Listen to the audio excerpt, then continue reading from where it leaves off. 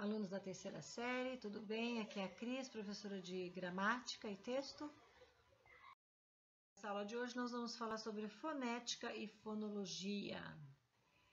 Habilitar vocês a compreender os dois planos constituintes da língua e de qualquer outra forma de linguagem, o plano da expressão e o plano do conteúdo. O que isso quer dizer?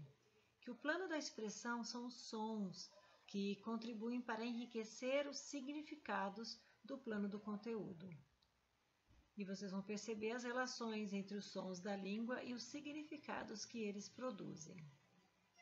Essas são as aulas 11 e 12 da apostila Anglo de vocês, que estão nas páginas 42 a 45. Vocês vão perceber que não é possível escrever como se fala.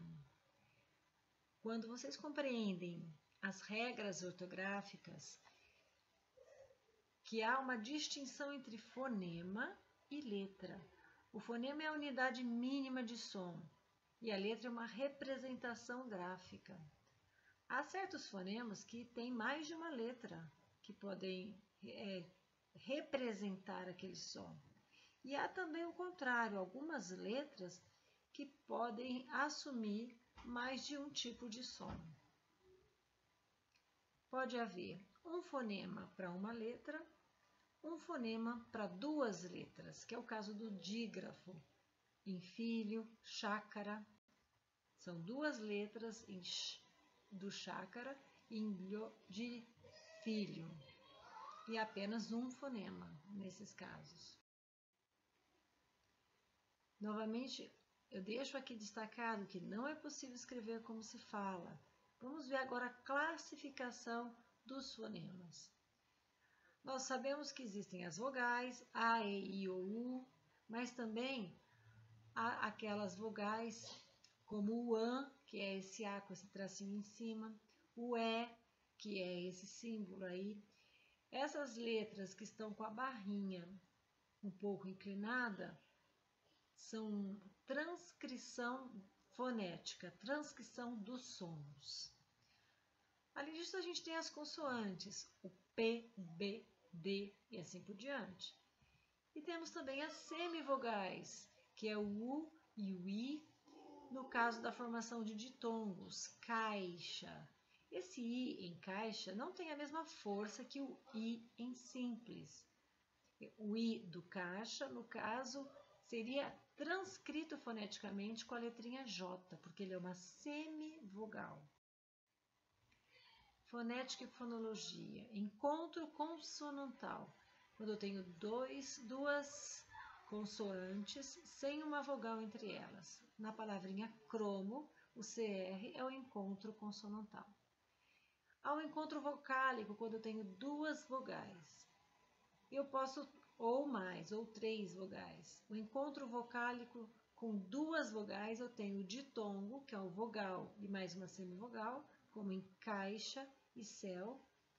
E o tritongo é uma semivogal, vogal mais semivogal, em Paraguai, U, A, I.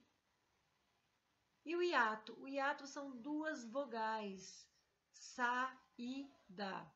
Elas estão separadas em sílabas diferentes. Essa é a diferença entre o ditongo, na mesma sílaba, e o hiato, sílabas separadas. E ao saber disso, eu aprendo a dividir as sílabas. É fácil dividir cavalo, mas algumas sílabas em que aparece o ditongo, eu tenho que permanecer, a semivogal ela tem que permanecer ao lado da vogal. A sílaba é o que se pronuncia com um jato de ar. O hiato são duas vogais, então são duas sílabas. Sa e Da. O Sa separado do I, duas sílabas, duas vogais separadas. O ditongo, uma vogal e uma semivogal, elas estão na mesma sílaba, cai, chá. Compreensão das regras de ortografia, a distinção entre fonema e letra. Vocês vão ver que há variação de pronúncias, por exemplo, com relação à região, ao grupo social, ou ao grupo situacional, ou à situação de uso da língua, que às vezes algum mesmo fonema é pronunciado de maneiras diferentes, dependendo do lugar ou do grupo social. Alofonia, pronúncia diferente de um mesmo fonema.